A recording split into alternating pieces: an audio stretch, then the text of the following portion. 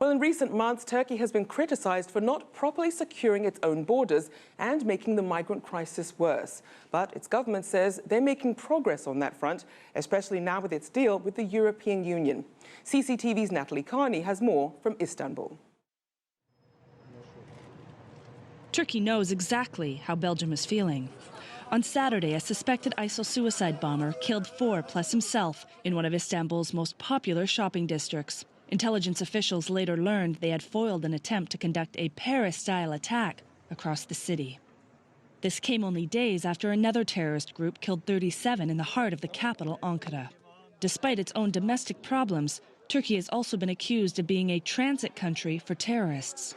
Ankara's open-door policy for Syrian refugees and its porous landscape leave its borders vulnerable to the illegal crossing of potential extremists. They are taking it seriously. A new wall is being built on the Turkish side of the border with Syria, and new security and immigrancy measures are being in place. The problem is not stemming out of what is happening right now.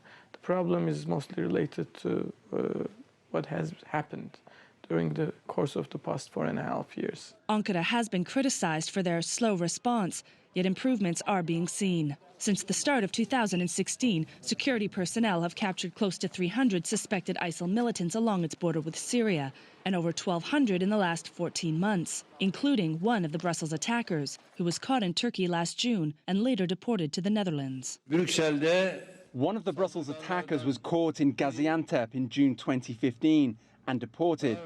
We reported the deportation to Belgian authorities on July the 14th, 2015, with a deportation notice. Despite our warning that this person was a foreign terrorist fighter, Belgian authorities couldn't find a link to terrorism. Turkey has also been taking drastic steps to reduce the threat of potential terrorists leaving the country. Since a historic agreement to stem the flow of refugees and migrants from Turkey to the EU was signed on Friday, the Turkish Coast Guard has intercepted more than 2,000 people, some of which the EU fears could have had malintentions. Yet so far there has been no connection between the Brussels attackers and the thousands fleeing war and devastation. One of the suicide bombers in last year's deadly Paris attacks was also deported to Belgium by Turkish officials for trying to travel to Syria. Natalie Carney for CCTV in Istanbul, Turkey.